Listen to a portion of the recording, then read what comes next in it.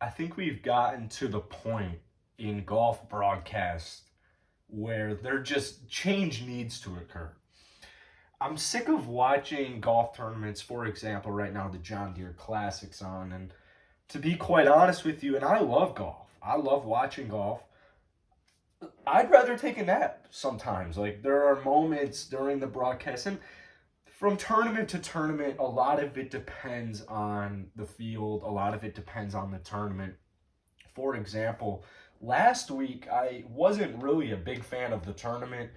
Not a huge Rocket Mortgage.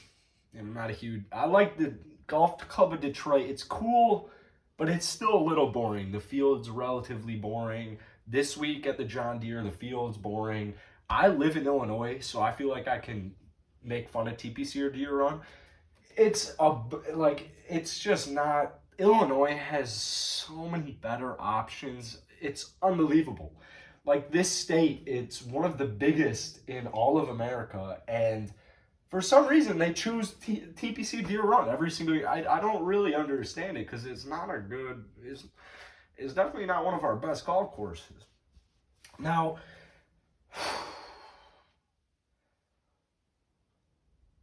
Nick Faldo.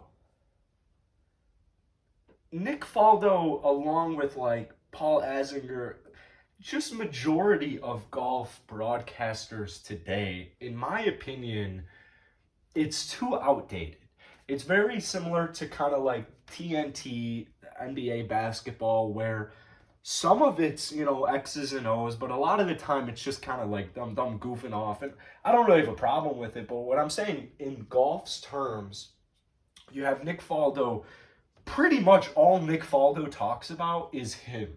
That is pretty much all he talks about is himself, his past accolades, what he would do in this situation, what they did wrong. Like, it's just always comes back to Nick Faldo.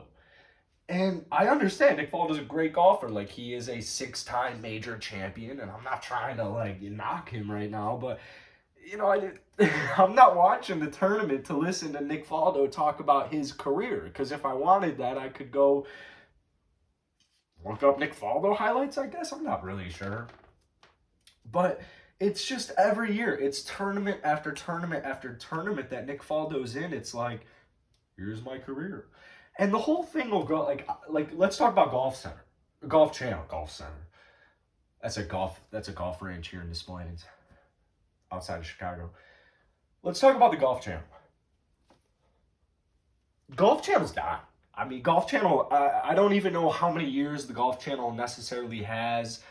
I don't want to say the wrong thing here, but thankfully for the Golf Channel, they have some good looking girls. And in my opinion, that is the only reason they are still somewhat credible. I mean, some of the people on Golf Channel are like, why are you here right now? Like, you'll look up, there will be somebody on Golf Channel, you'll Google him, and you'll be like, this guy won a, like the Vermont Classic in 1972. That's his accolade? Is he won the freaking Vermont Classic 48 years ago? Like, I don't know. In my opinion, golf needs newer announcers. They need younger announcers because you're trying to grow the game. And so you can't grow the game if you're just kind of comparing the current generation of golfers to the old generation of golfers. I don't care, Nick Faldo, if you think that Bryson DeChambeau is ruining the game because he hits the ball so far. Like, that's not, I don't care. What I want to hear is an analysis of the pros, of the cons, of like just what's going on in his head. Like, I want to hear golf commentary. I don't want to hear, oh man, back in Tiger's day, back in my day, we had Tiger Woods, and he really, he hit the gym, but he didn't have to hit it more than 300 yards of drive in order to win a golf tournament. Like, I don't care, old man. Like, go cry somewhere else. That's the whole point of golf. That's the whole point of sports. That's the point of evolution, is you're trying to improve. You're trying to elevate generation to generation to generation, right? You're trying to elevate. You're trying to get better and better and better.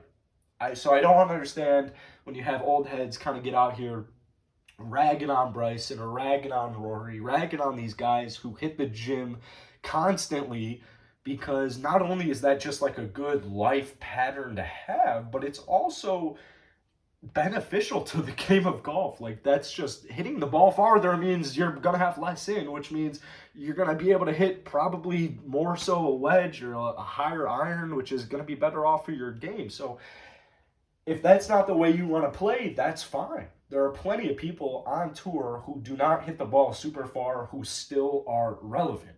Bryson DeChambeau hits 400-yard drives, missed the cut last week. Like, right? Like, it's not, the skill gap, it's not like if you hit the ball far, you're all the way here, and if you don't, you're all the way down here. That's not how it is, right? That's not, sometimes it may seem that way when you got Bryson DeChambeau winning, like, the U.S. Open last year. It's like, oh man, like, if I could nuke the ball like Bryson, I'd be on tour.